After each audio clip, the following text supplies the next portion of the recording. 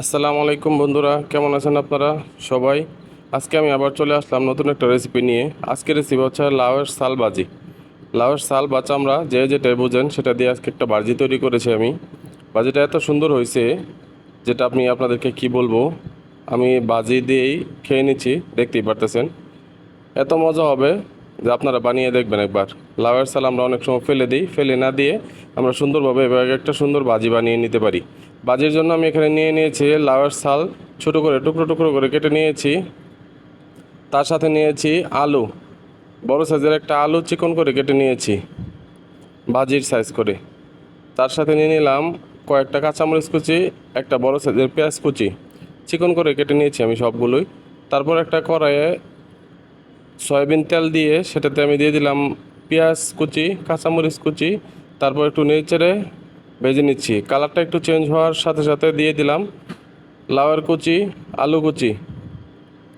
তার উপর দিয়ে দিলাম অল্প পরিমাণে হলুদ গুঁড়া, দিয়ে দিলাম 1 চা চামচ ধনিয়া গুঁড়া, স্বাদ মতো লবণ।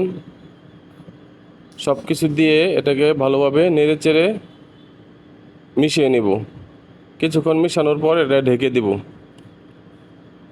ভালোভাবে মিশিয়ে নিচ্ছি, উল্টে পাল্টে মশলা লবণ সব কিছু একসাথে, দেখতেই পাচ্ছেন। তারপর আমি এটাকে ঢেকে দিলাম সিদ্ধ হওয়ার জন্য।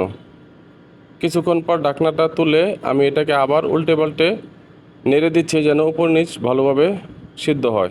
আবারও ঢেকে দিচ্ছি, কিছুক্ষণ পর আবার তুলে নিচ্ছি। তুলে নেওয়ার পর আমি আবার এটাকে উল্টে পাল্টে সুন্দর করে ভেজে নিচ্ছি। পুরো রান্নাটা হবে মিডিয়াম টু লো আছে, চুলার আঁচ থাকবে medium to low, high heat দেওয়া যাবে না। হাই হিট দিলে এটা পুড়ে যাবে কিন্তু সিদ্ধ হবে না। দেখতে পাচ্ছেন আমার ভাজিটা হয়ে গেছে প্রায় শেষের দিকে। সুন্দর হয়েছে ভাজিটা। সিদ্ধ হয়েছে কিনা আমি এটা একটু চেক করে নিব। আপনারাও বাসায় বানিয়ে নেবেন, দেখেন সুন্দর সিদ্ধ হয়েছে। হয়ে গেল আমার লাউয়ের শাল ভাজি। এটা দিয়ে আপনি পেট ভরে ভাত খেয়ে নিতে পারবেন, অন্য কোনো তরকারির প্রয়োজন হবে না। ধন্যবাদ সবাইকে, যারা যারা আমার এই ভিডিওগুলা ফেসবুক থেকে দেখছেন সবাই আমার আইডি অথবা পেজটাকে ফলো দিয়ে রাখবেন।